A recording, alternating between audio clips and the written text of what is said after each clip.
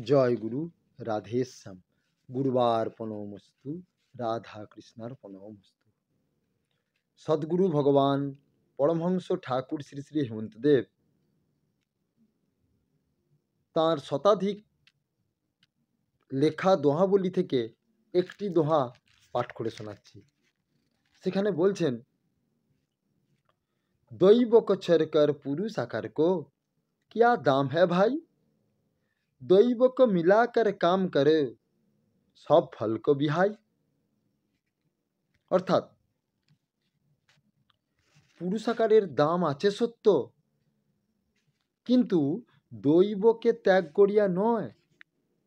সেজন্যে দৈবকে লইয়া পুরুষাকারের সহিত কর্ম করিয়া যাইতে হয়, ফলের আশা করিতে নাই। যে মানুষ দৈব বিশ্বাসী নয়, তাহার পুরুষাকার ব্যর্থ হইলে সে কি দিয়া নিজেকে প্রবোধ দিবে? তাহার জীবনে তখন হতাশাই সার হয়। ব্যর্থে যত্নে চ পৌরুষে,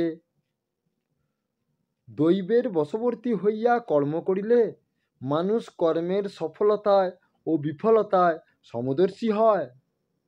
আর যে দৈব বিশ্বাসী না হইয়া কেবল পুরুষাকার অবলম্বী, তাহার চেষ্টা ব্যর্থ হইলে সে আর পথ খুঁজিয়া পায় না।